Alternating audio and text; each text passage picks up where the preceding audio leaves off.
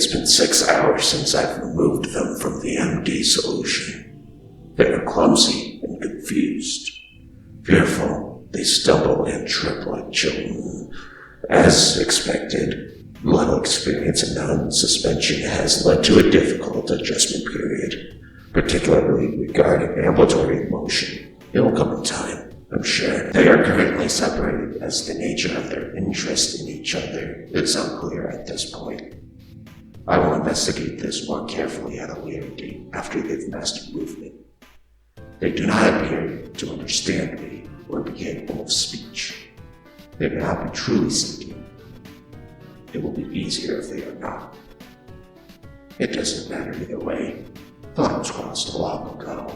There is no turning back now. What's going on with all this screaming? Oh, for God's sake. Limb detachment for a skeleton is completely normal and entirely painless. There's absolutely no call for carrying on like this. But you can't understand me anyway. Why am I even bothering to talk to you? I need to bring the arm close enough to reattach it. Stay still. I'm not in the mood for this. Stay still. Stay still. Once close enough and with proper will, the arm reattaches.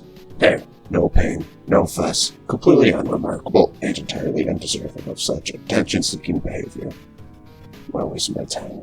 At least the other one's been quiet so far. The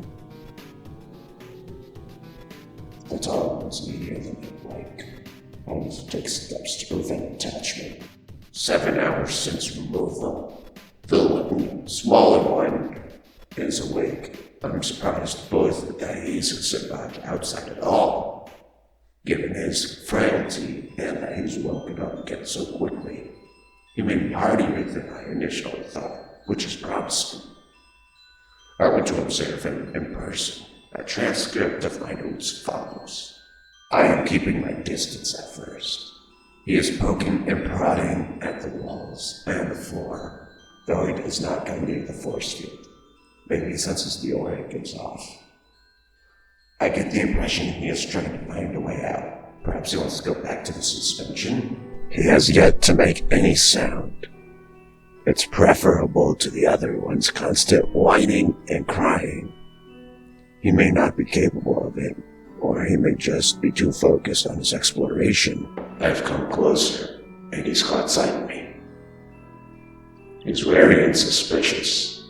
Though still silent, obviously he sees me as a potential threat. So he's more perceptive than the other one, at least. I've taken another step closer. His eyes flare a deep purple color interlaced with blue, and he backed up against the wall. Another step closer. His eyes are growing brighter. I can sense magic gathering within his soul, but he's too new to know how to make it manifest into an attack. If he could open his mouth, I'm sure he'd snap at me. You can't use magic to defend yourself yet, as much as you try. Still closer, he's getting quite frantic. He's rattling his bones at me. At that point, I decided to leave him be to attend to other matters. The two of them differ strikingly in temperament. One docile, one hostile. Whether that will make things easier or harder, I will have to see. An unexpected development.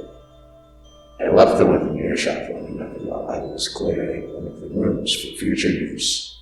It didn't take them long to realize the other was nearby, perhaps a side effect of the nature of their souls. They made meaningless animal noises at each other, subject to one is capable of it after all. Nothing unusual or noteworthy, but then they began to babble. I could recognize the noises they were stringing together.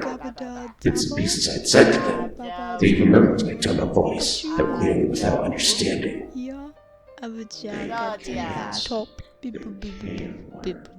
The art subject after all. I don't know how I feel about this. I specifically accelerated the growth because I didn't want them to look like children. I didn't want them to sound like children. It's unnecessary.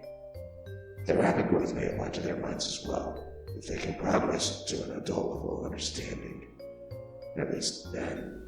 I will introduce them to each other tomorrow. with the proper precautions in place. This wasn't in my plans, but one must always be ready to improvise. We'll see what happens.